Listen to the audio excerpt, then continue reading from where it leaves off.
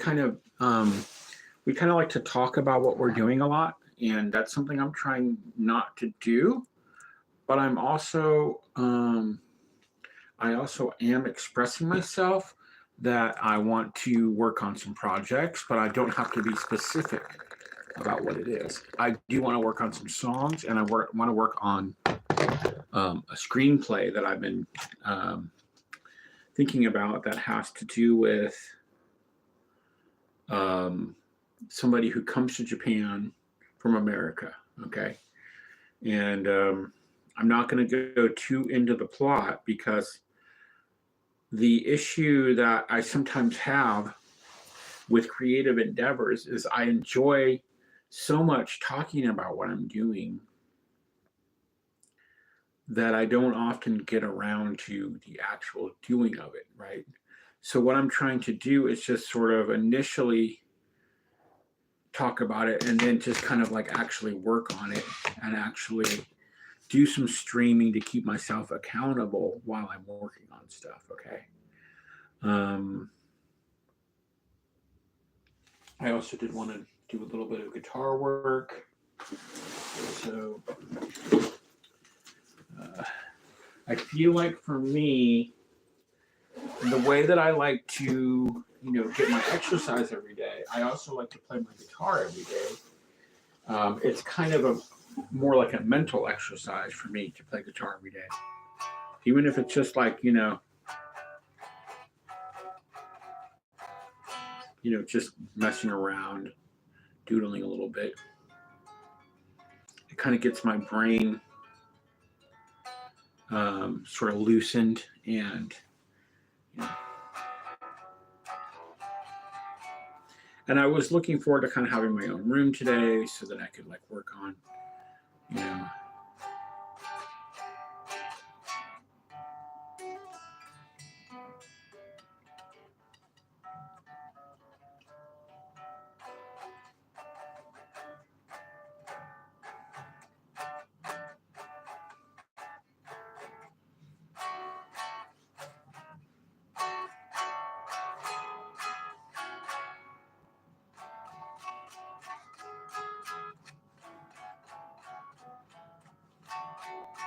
Father is an ancient guru.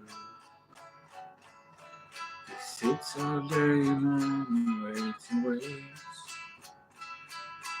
Doesn't have that much to do. Just sit and think until he's on the brink of chaos. Do you not grow tired? Do you not grow lonesome as you spin your secrets into chaos to spell your mysteries?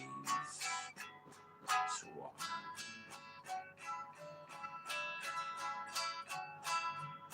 Spider is an ancient guru.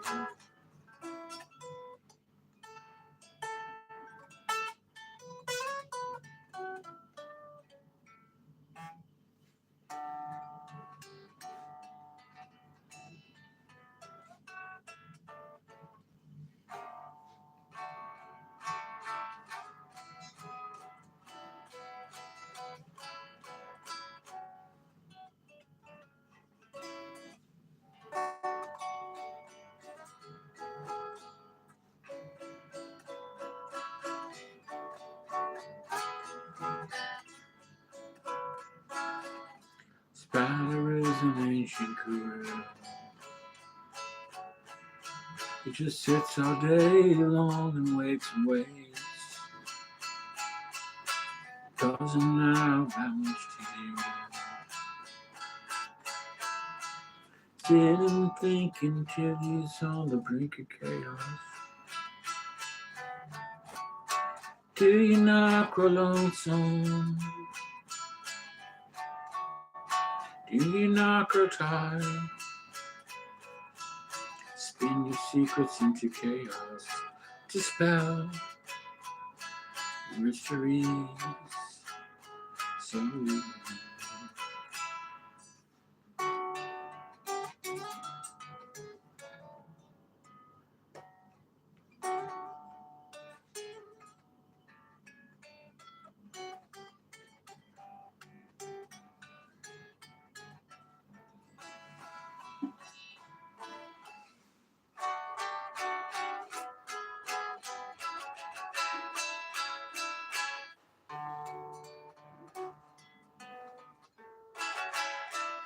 I'll do all this.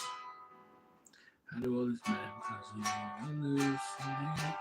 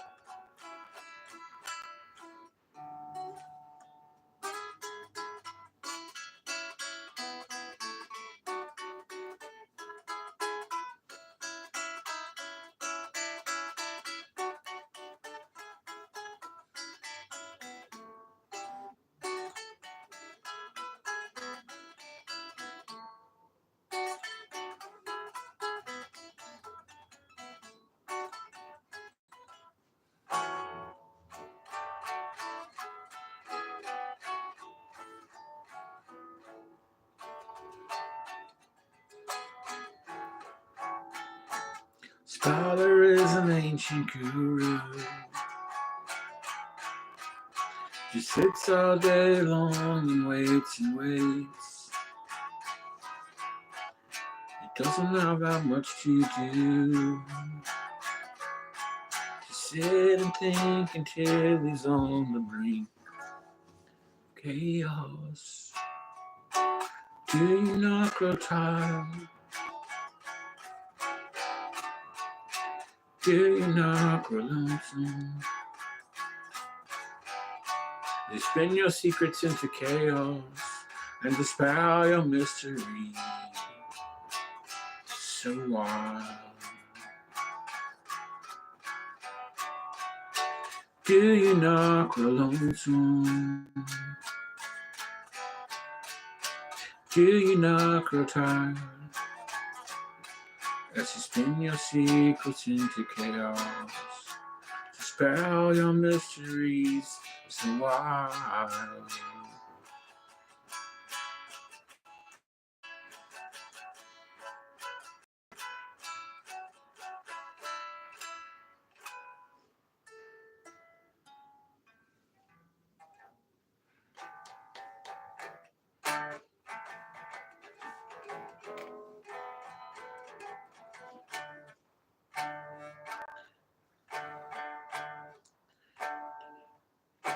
Then you know when you buried me. Didn't you know that I was asleep in a tree?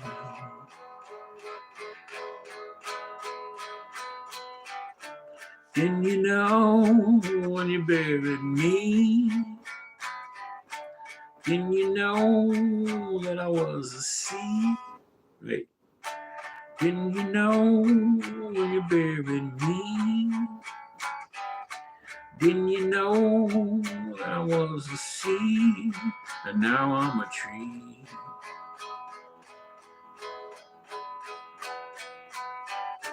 Didn't you know when you buried me? Didn't you know that I was a seed and now I'm a tree?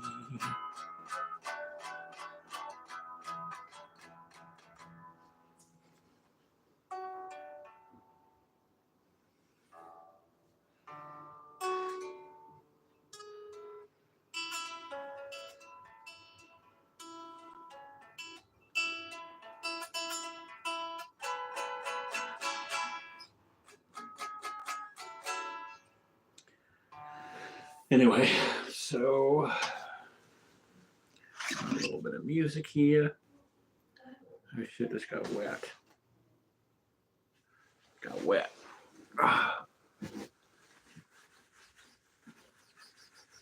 Oopsie.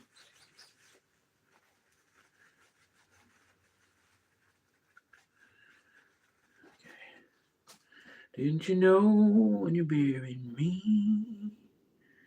Didn't you know that I was a seed and now I'm a tree?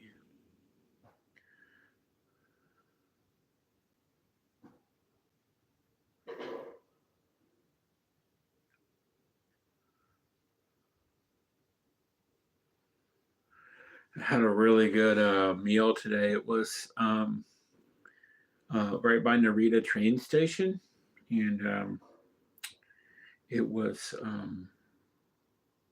this really good like rice and curry, and then also like a really good udon noodle soup. Real good stuff, man. Let's see.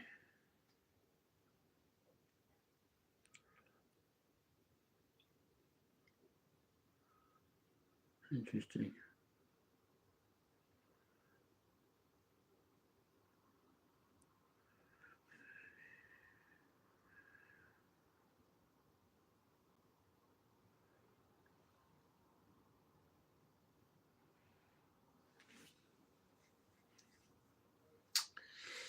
So, welcome everybody. I just want to encourage everybody to work on their projects and stop procrastinating. Oh, that's the other thing is I was going to work on a. That's right. I was going to work on doing some studying of a class that's about copyright. So that was another thing I was going to work on that I forgot about actually. I'll put some nice music on. Let's see here.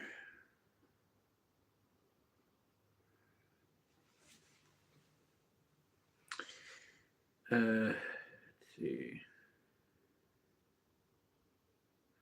I think I'm just going to use YouTube right now for the music.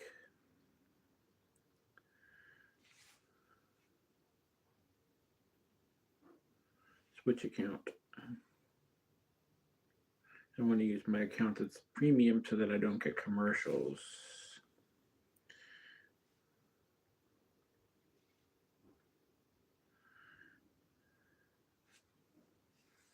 I got my tea all good.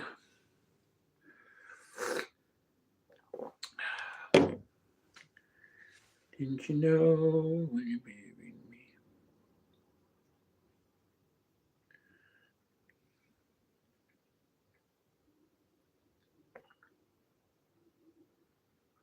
Oh.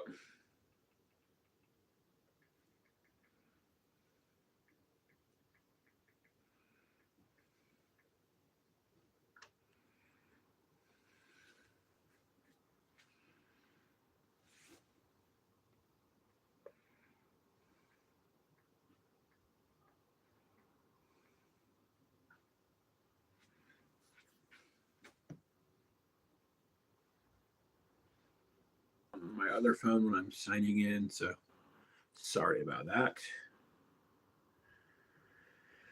Didn't you know when you buried me that I was a seed? Didn't you know when you buried me? Okay. Um,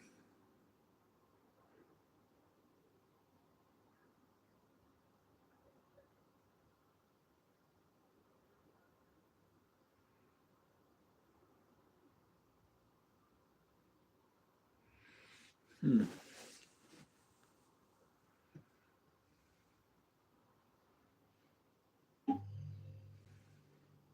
Imagine you're just walking the streets, taking in the sights, and all of a sudden, a motorbike zips by you, treating the sidewalk as an extension of the street. Welcome to Vietnam, where the laws are not just different, but they take it to a whole other level. Now we know that you love our video about the 10 crazy things in Vietnam that you won't find in the U.S. Thank you so much for making it a hit. Today, we're actually going to do the reverse of that. We're going to do 9 weird things that are okay in Vietnam, but not okay in the U.S. So make sure you stay around because either you'll be entertained, surprised, or maybe a little bit envious. So let's get started.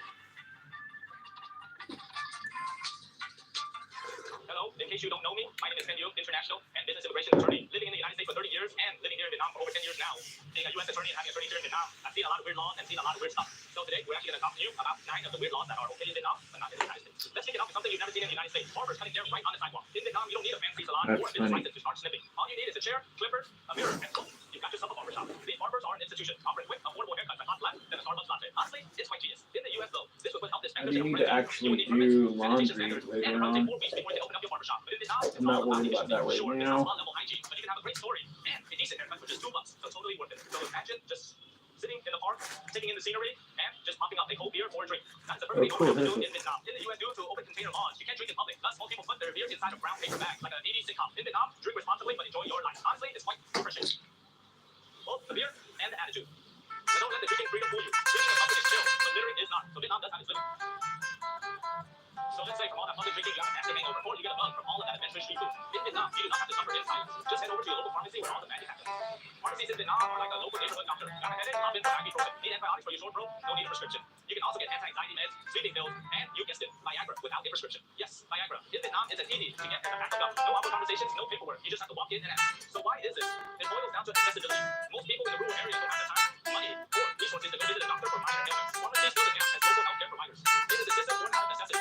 Practical and efficient, but not without its risks. Meanwhile, in the US, you better have a prescription and probably insurance if you want anything stronger than ibuprofen. Here, it's fast, cheap, and oddly empowering. Let's say you're feeling better and you go on to the next challenge, finding a job. In Vietnam, job ads come with a twist. They may tell you you're too old or the wrong gender, so do not even bother to apply.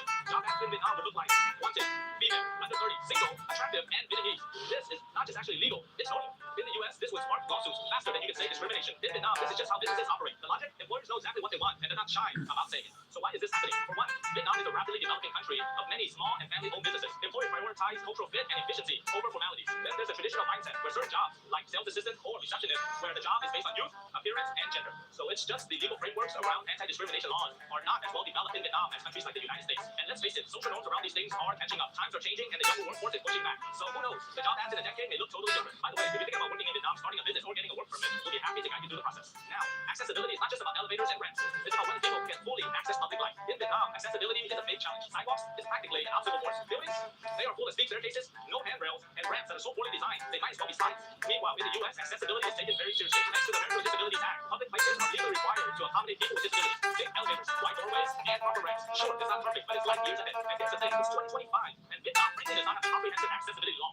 And that is inexcusable. Accessibility is not a luxury, it's a right. Let's be real here. One day, we will all have reduced mobility, either from age, injuries, or just our body catching up to us. And at that time, we will all need to have accessibility for everyone. Part of the problem is, one, no law. Two, the cost. Retrofitting or upgrading old buildings is very, very expensive. The bigger issue, awareness. Accessibility isn't an urgent issue until you can't climb the stairs or walk across the street. In the US, accessibility is a baseline expectation. In Vietnam, it's a distant goal. Until this changes, millions of people will not have access to public spaces.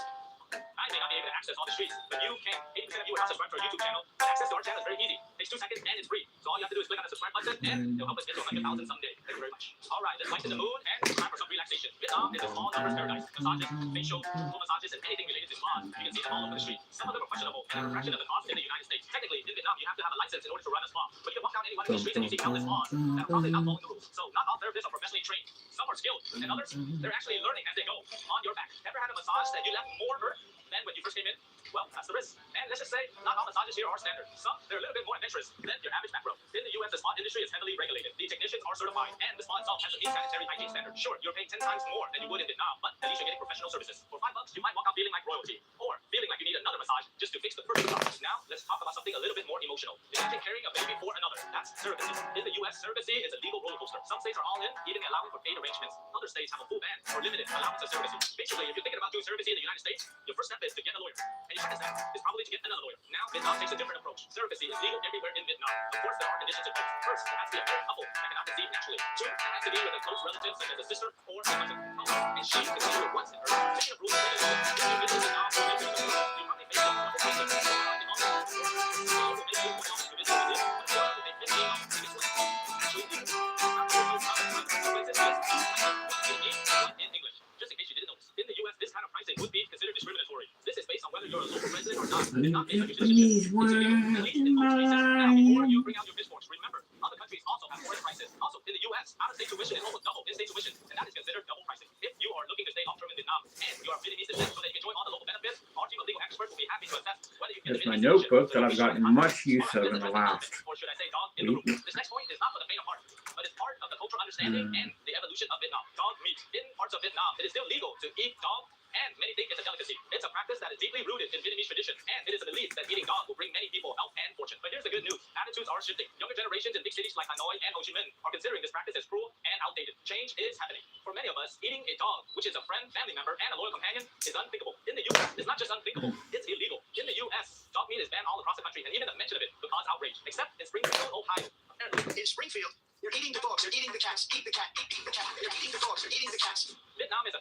place, where the law itself and the application of the law are two different things. Remember those motorbikes on the sidewalks? It's illegal, but they are tolerated, and that's what makes Vietnam so captivating. The quirks, the contradictions, and the many stories to be told. So of those 9 things, which ones do you think were surprising, fascinating, or just plain weird? Leave your comments in below. But of course, on behalf of you Global, thank you very much for watching this video. But make sure that you like our Facebook page and follow our social media, and subscribe to our YouTube channel, comment below about this video, and click on the bell for notifications. So thank you very much for watching this video, and I'll see you on the next one.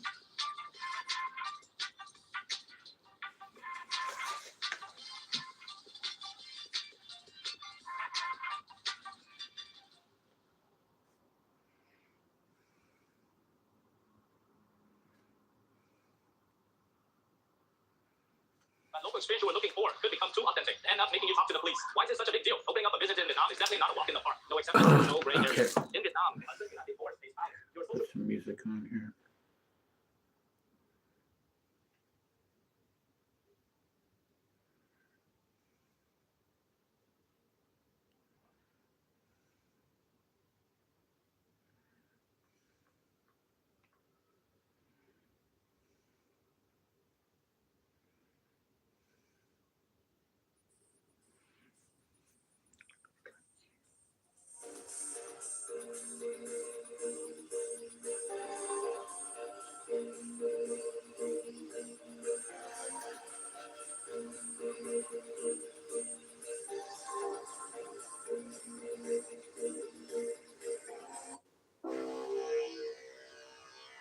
This can't be true. Confession of the man who shot JFK. That can't be true. In 1989, Houston private investigator Joe West launched an... Oh, I also wanted to talk about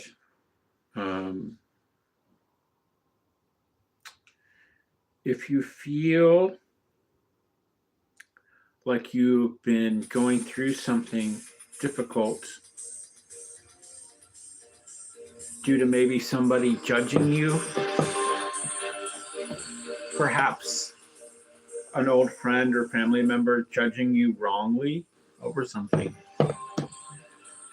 maybe a misunderstanding,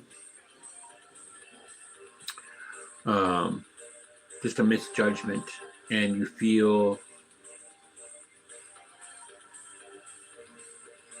injustice, okay? I'm going to share some tools, okay? Because for years, I've had a really hard time dealing with if somebody didn't like me, right? Or if somebody was talking smack about me. I'm not a confrontational person. I do not like the challenge of people talking smack. But I had to deal with it in the worst way, in the worst way this last summer, with somebody that was saying things about me that weren't true, watching other people around me react, and then kind of pulling away from the situation, sort of imagining this whole scene. And then what I think happened, although I'm not 100%, is I think that the person came to their senses and realized that they were wrong. Because they were kind of more apologetic towards me, not in a way where they weren't actually apologizing, but you could feel that they knew they had been in the wrong. But I feel that what can happen is somebody can be in the wrong, right? They can poison people against you. But then they don't have the courage after they realize they were wrong to kind of go back and admit it to the people that they had been talking about you too. So what happens is you kind of get this sort of, you don't know who's thinking what, and you pull away, and it's just very painful. It's very painful because there could be people that you thought liked you, and all of a sudden you're not hearing from them. There could be even people that, maybe you don't really contact them that much, but they usually would contact you here and there, and now they're not because you feel like they're listening to this other person, right? So I had to sort of develop a defense, like a psychic spiritual defense. And I call it tools of the persecuted. And I know that sounds sort of biblical or whatever, but it says in a lot of places that if you're sort of in a state where you're trying to live right, a lot of things will come against you in life. And I think that people are persecuted when they're trying to do the right things in life. Because I really do think that actually, in a way, people on this planet have it easier when they don't have as good of, when they're not as honest, I guess. That's not an excuse to not be honest, because I think it catches up with you. But I feel like if you are somebody who really tries their best to kind of be on the straight and narrow, you're going to have stuff that tries to knock you off that path, right? And sometimes it can come in the realm of somebody who you really trusted, somebody who you really like. And that person all of a sudden does a 180 on you, and it leaves you reeling. And for me, something happened about 4 months ago, and I'm just kind of getting over it. I'm not even getting over it. I'm just getting to a point where I don't think about it quite as much. But the tools that I'm thinking about, one of the tools is realizing that if you're in the right,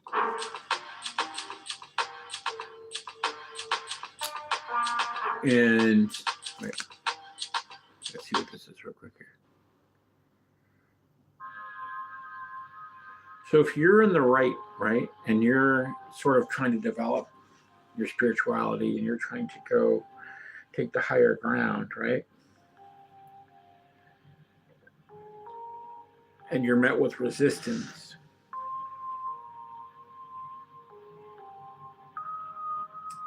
it's really hard because you want to fight back against it, and you want to go and prove you're right and all that kind of stuff. But what happens is you get caught up in what's called a Kafka trap, right? Which is where it's hard to defend yourself, because if you go, I didn't do this thing they're telling you about, or something like that, then you look guilty. But if you run away and you're silent, you also look guilty. So what you have to do is you have to get in touch with your higher self and your higher power, and let all of that stuff melt away from you, right? And just absorb all of the hatred. Just let it come in, right? Just absorb it all and just let it pass through you. And actually let it strengthen you in a way. And learn to sort of actually embrace the resistance and say, you know what? Even though this resistance is happening, I'm going to stand my ground. And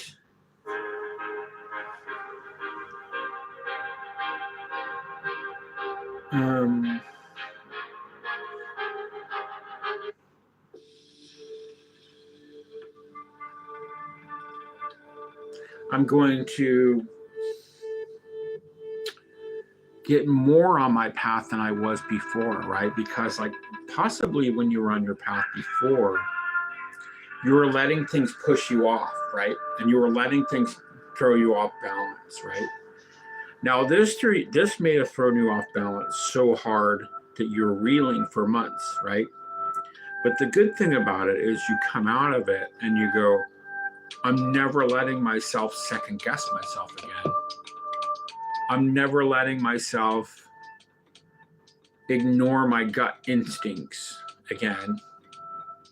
You know, listening to other people's opinions over my own and taking other people's opinions as more important than my own. And because you realize that even though you try so hard to be a people pleaser, eventually someone's going to hate you anyways. So what's the fucking point? Right? So then you come into a place where of truth, where you go, you know what? I'm going to completely do me now. I'm going to completely do the things I've been wanting to do. Like, I'm going to make that movie, right? I'm going to write that song. I'm going to put myself out there. I'm going to walk to Tokyo, you know? I'm going to bike to Bangkok. You know what I mean? I'm going to jog to fucking Osaka, right? Because you don't have to listen to someone going, you shouldn't do that. You can't do that. No. What you think of that you want to do, as long as it's safe, you don't need to listen to the naysayers anymore. You are free.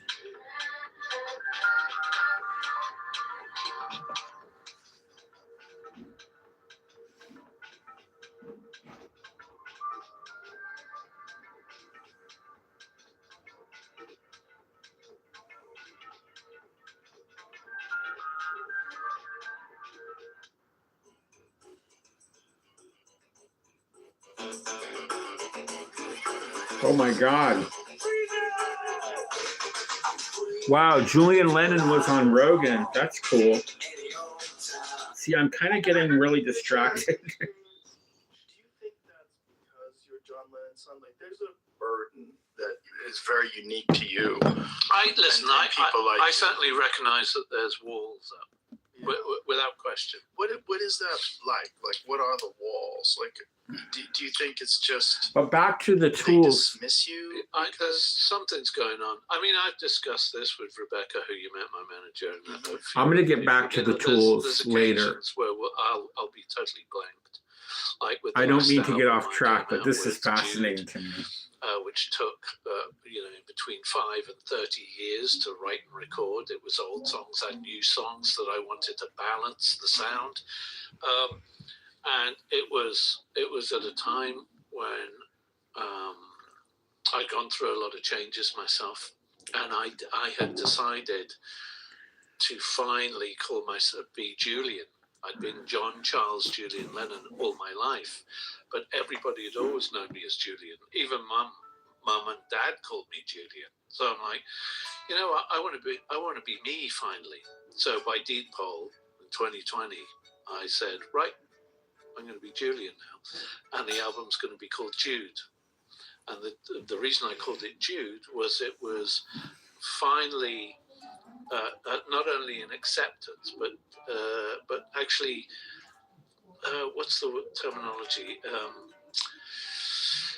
I'm actually taking ownership, should I say, of the name Jude, and what that represented for all these years.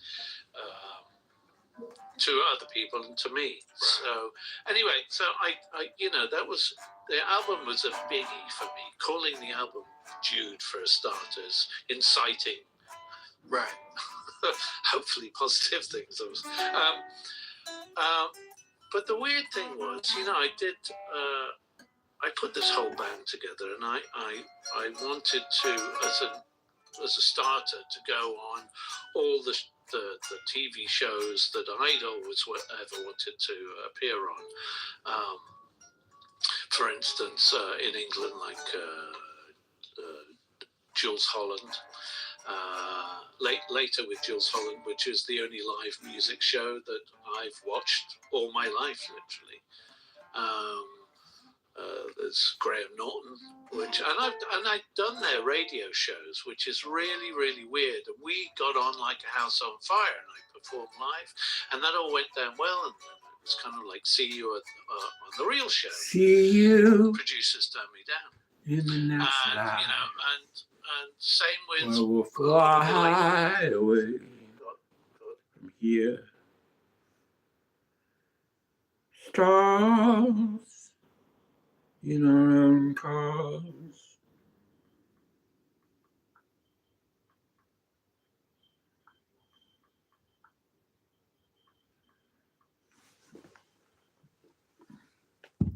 Stars in our own cars.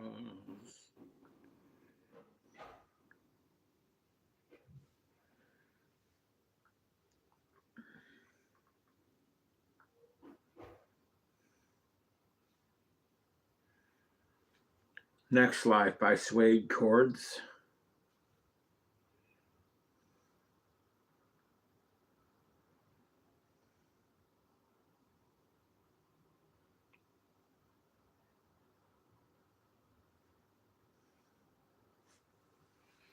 Okay, I love this song by Suede.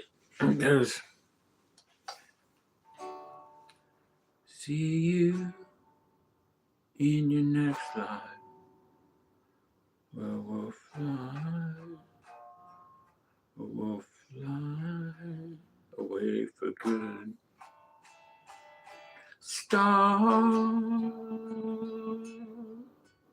in our own car. Oh, why does it do that? Gotta fix this shit.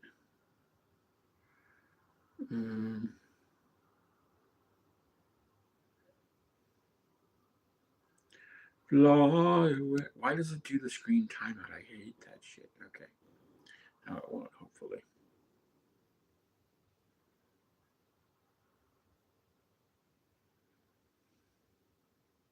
This seems like a better chord pattern here. Okay, yeah, it's much better. See you in your next life. We'll fly away for good. Stars in our own car. We can drive away from here.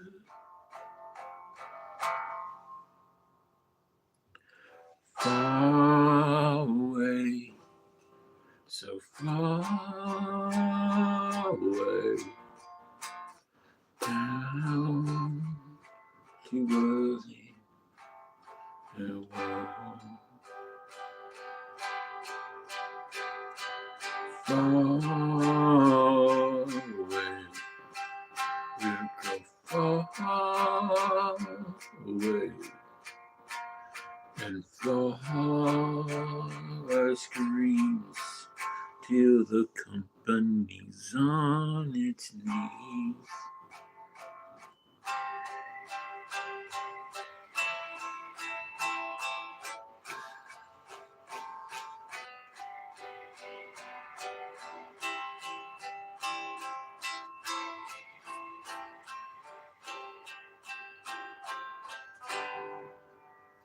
See you in your next life. We'll fly away for good.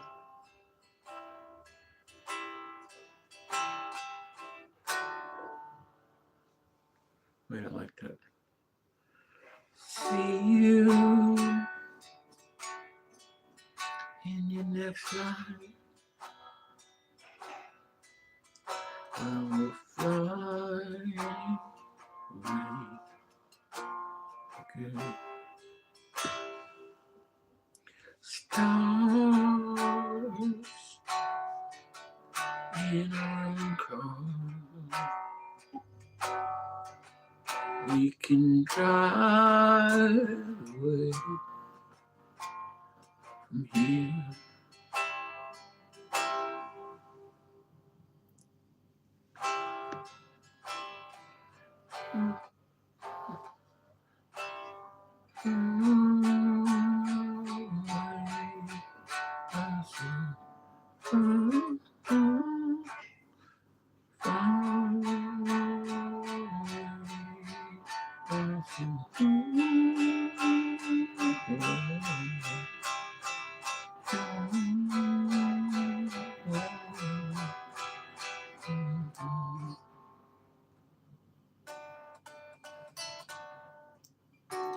See you in your next life. We'll fly away. See you in your next life.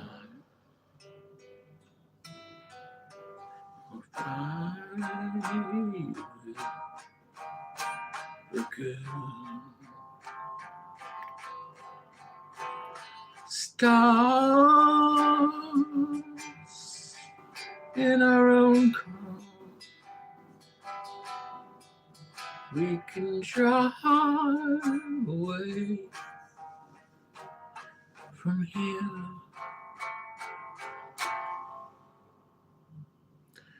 Far away, so far away. It's really hard to do on guitar, I think.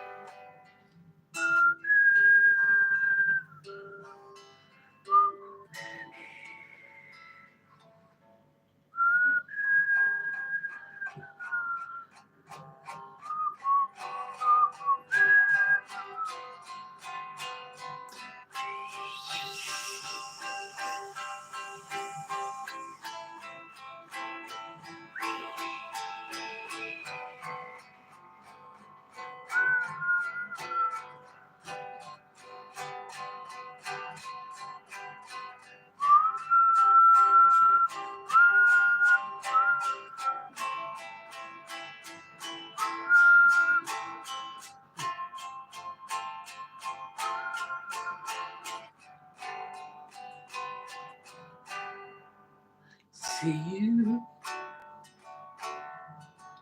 in your next life.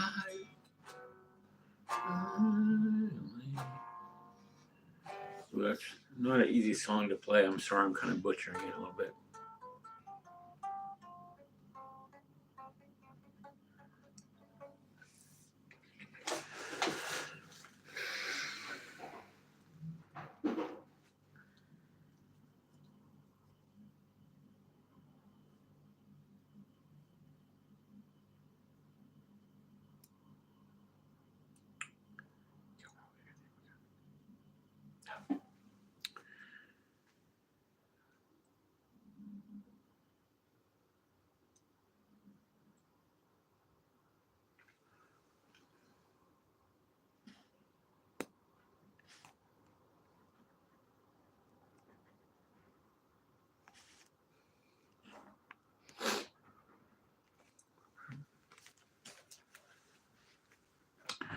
Okay, I think I'm starting to finally figure out what I got to do with this screenplay. So my first scene is he's working from home.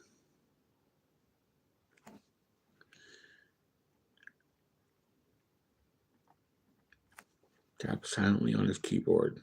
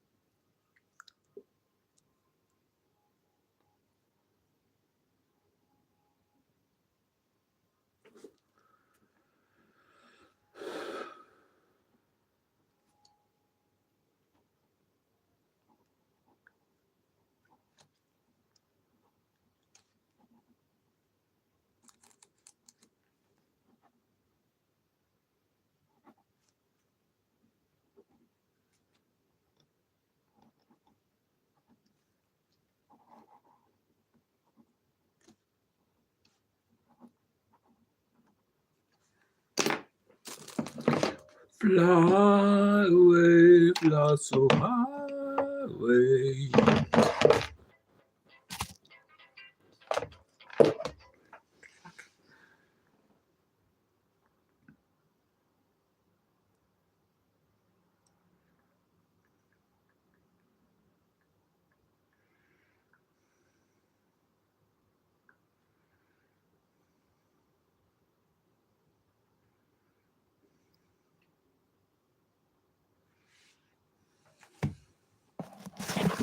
Gotta charge this mofo, huh?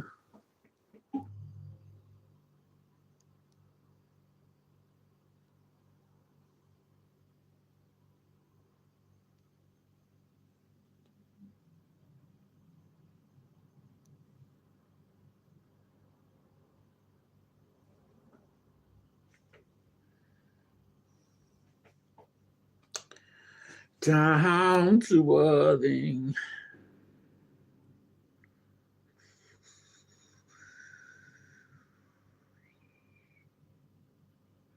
Oh.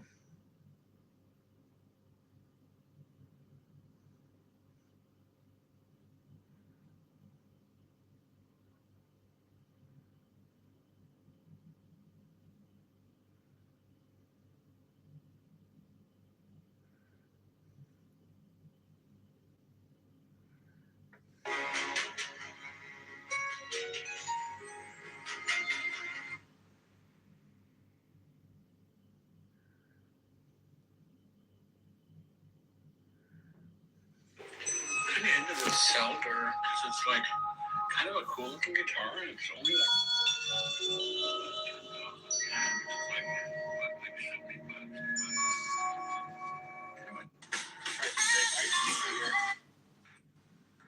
really interesting looking camera, Samurai X3. Hardy.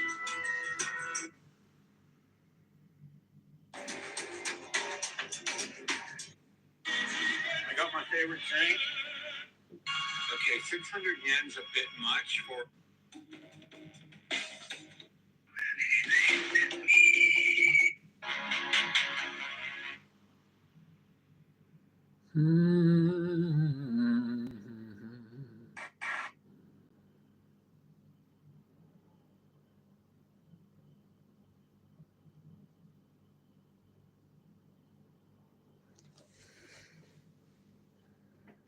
Ever so patient.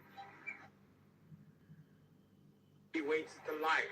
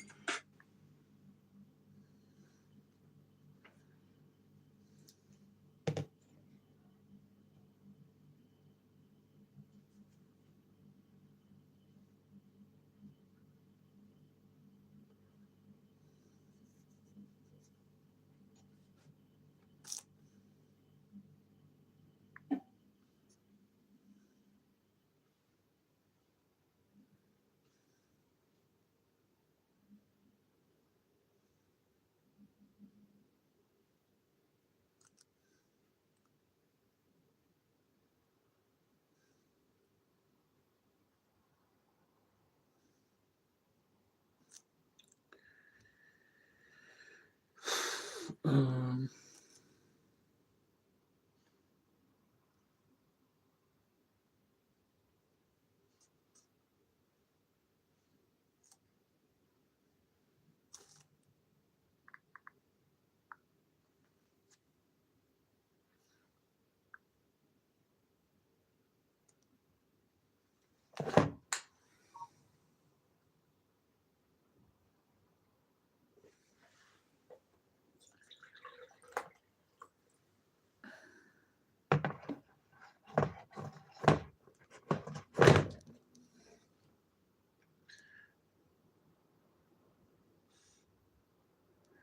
92, 352, 92, 352,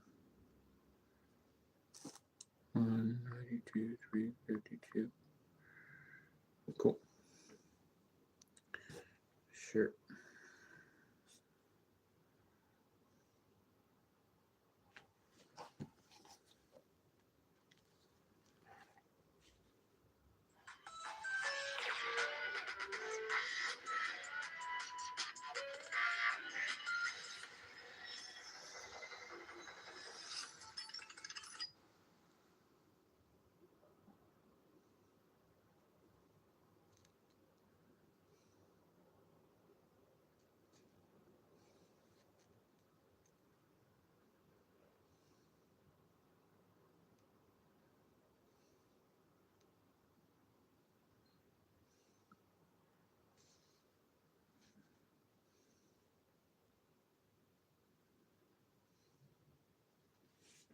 So I've been working on my screenplay today for a few minutes. I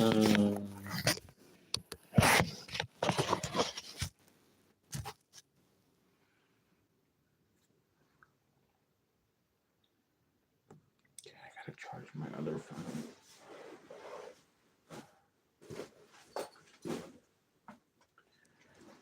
Okay.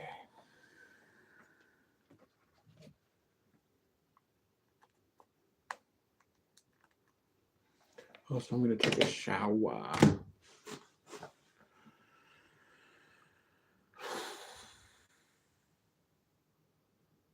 No, I'm not gonna take a shower yet. I still gotta work a little longer.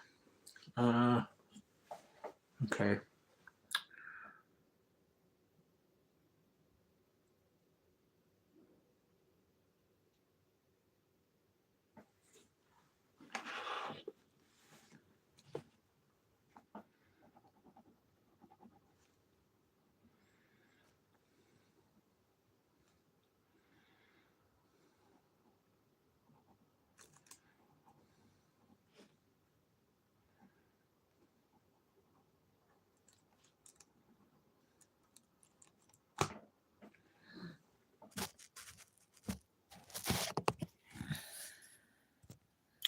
Hey, what's up, Snack? I'm sorry I didn't see your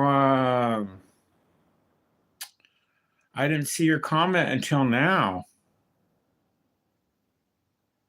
Sorry about that. I'm working on some projects, like I'm doing writing a screenplay, and I'm working on some music stuff, and kind of chilling here. And got my own hotel room. It's always kind of nice to have my own space and work on some things. I'm sorry that I didn't see your thing till now.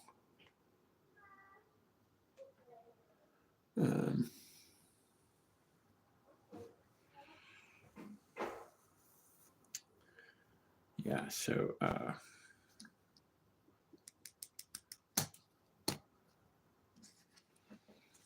I'm gonna take a break from the screenplay for a minute.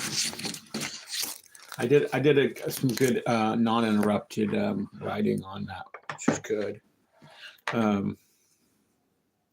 I also want to. There's this class I might take online about copyright. So let's see if that's still going on here. I'm trying to do a lot of things at once today.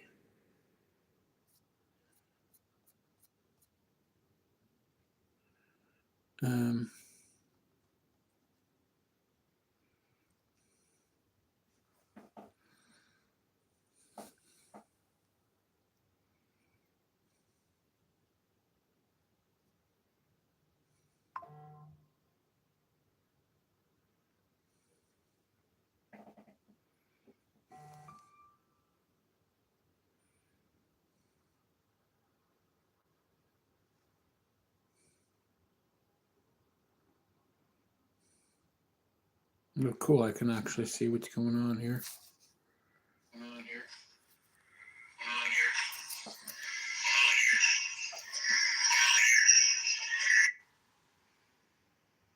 The lighting could be a little better in here, I guess. Oh.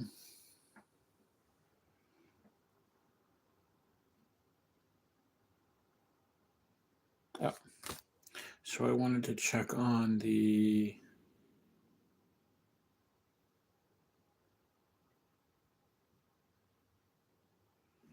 copyright class that I'm taking.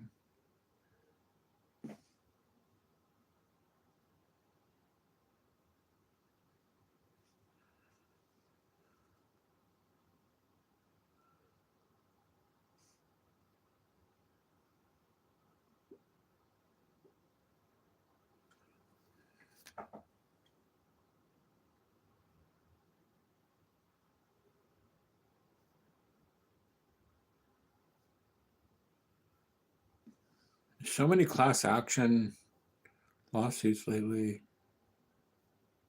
Kind of funny. They're like, somebody asked me if I wanted to be part of a class action lawsuit for Instacart, and I'm like, I haven't been a part of Instacart.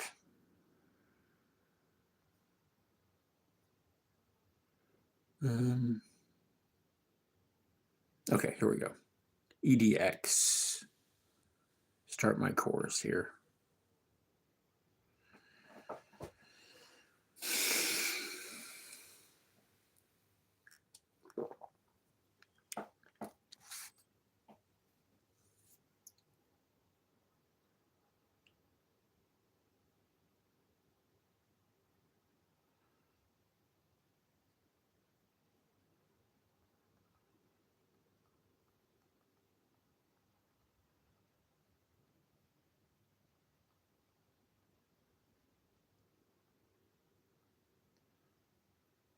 Battery running out soon, so at least this one will be charging in the meantime.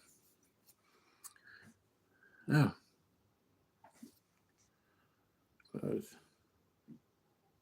Okay. I'm not really worried about my password on this website. It's not like anyone's going to go, oh, I didn't want to steal your course or something. Okay.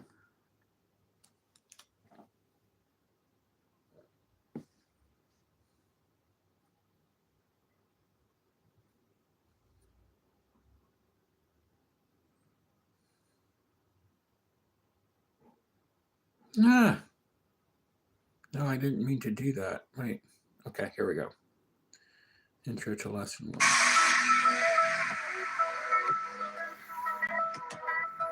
Welcome to lesson 1. This week, we will get into intellectual property, IP, and its main divisions, copyright, patent, and trademark, and understand what they mean and how they affect you. We will get into copyright, what copyright covers, and what copyright does not cover.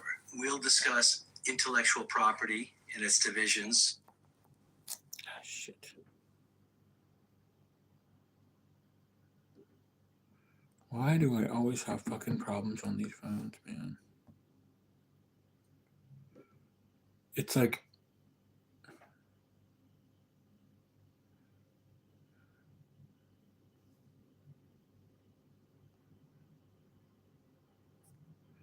it turns off. Display. Auto lock 30 seconds. That's the problem. I think it's because it's not fully charged. The main divisions and how they affect you. We'll also get into the 6 exclusive rights in copyright and how they affect you as a creator. So let's dive in.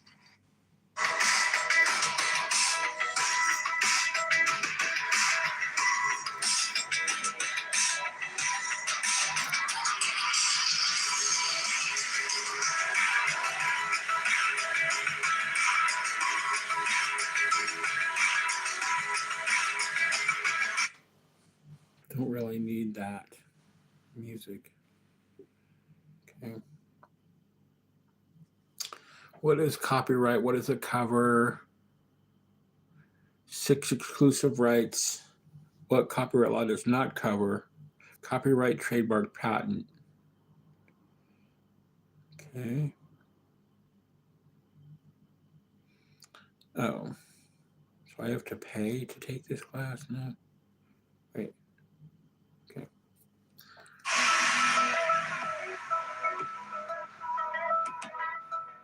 My name is Michael Harrington. I'm a professor of music and intellectual property. I'm a musician. I've been a professional musician since I was 12. I fell into the world of copyright later on, and I work as an expert witness and consultant in cases involving music.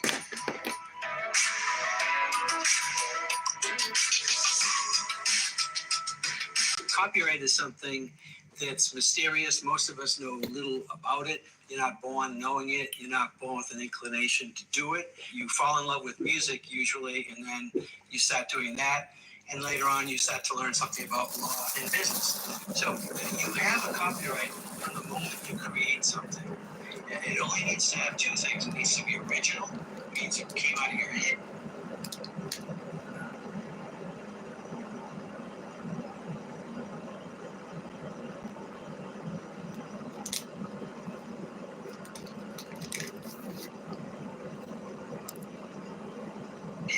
It has to have some tiny bit of creativity. The Supreme Court called it a modicum of creativity. So if you want to sound heavy and legal, it's a modicum of creativity. So it has to be original, and it has to be fixed in a tangible medium of expression. By that they mean sheet music, you recorded it, audio or video, it formed it in an MP3, MP4, something like that. So that's what you need to have a copyright.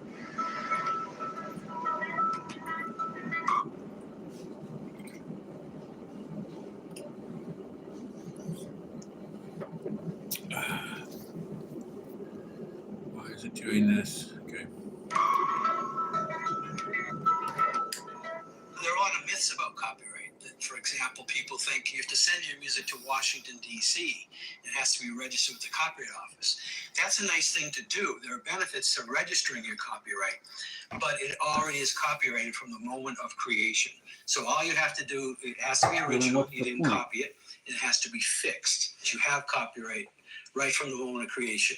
If you took 30 days to write something, every version in those 30 days is protected. You have copyright protection in your work. Someone couldn't come along and take what you did day 3. You own all of them. So that's important to realize. We still operate under 2 copyright laws. If you're born after 1978, you're creating music, then what affects you is the one law called the 1976 Copyright Act. 1976 Copyright Act went into effect January 1st, 1978. It protects all music from January 1st, 1978 onward. The term of copyright, meaning how long does it last, is now the life of the author plus 70 years after you're dead. That relationship will outlast any marriage. Marriage does end at death. It really does. But copyright goes 70 years after.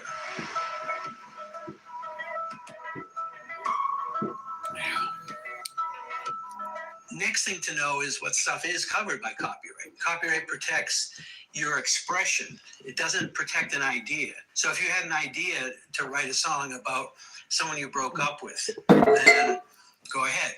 And if the person's name is Amy and you wrote a song with Amy, okay, so you did it. That's an idea you had. You want to then express it in a certain way. Someone else could have broken up with someone named Amy, and they broke up with this Amy years before you did. And then suddenly they think you're copying their music or their expression, which you're not, because by default, this is just a basic kind of idea.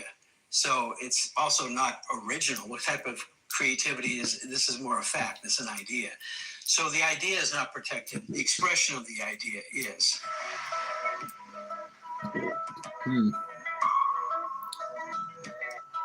I don't care about that. Copyright is really important because it's the only time you have federal protection in what you do.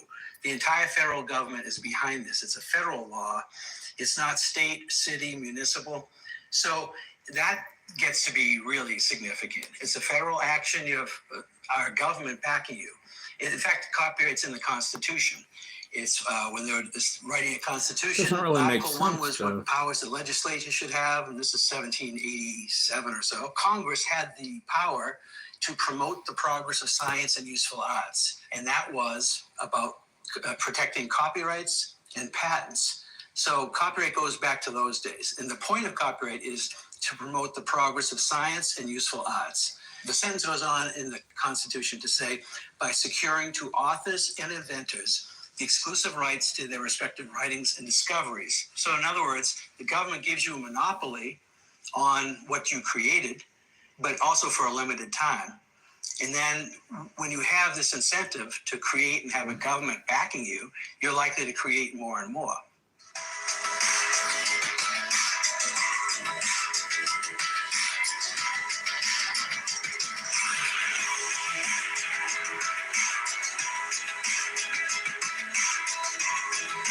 I really don't need all this music in the middle of it. It's like, get to the fucking point.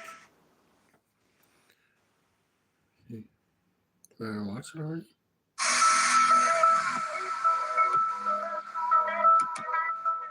My name is Michael Harrington. I'm a professor of music.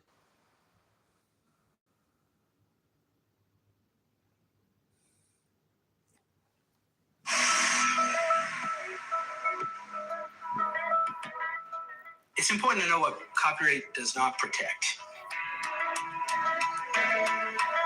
Copyright does not protect. Copyright does not protect titles, short phrases, the name of a company, the name of a performing group. It really does not protect a groove or a vibe or a feel. Doesn't.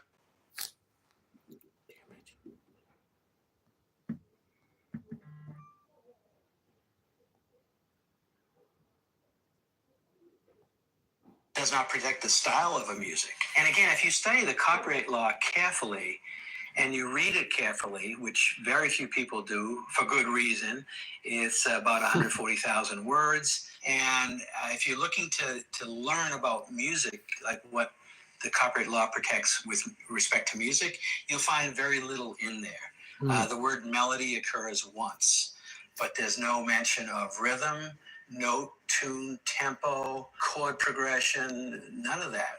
There are also these myths people have heard that, oh, there's the 5-note rule or the 7-note rule. You can't copy 4 chords or 6 chords or 3 seconds or 9 seconds. There are no such things like that in the copyright law. Copyright law is wonderful for what it does, and it really has to be fairly vague to be able to accommodate changes. And you also can't predict what could constitute copyright infringement. But let me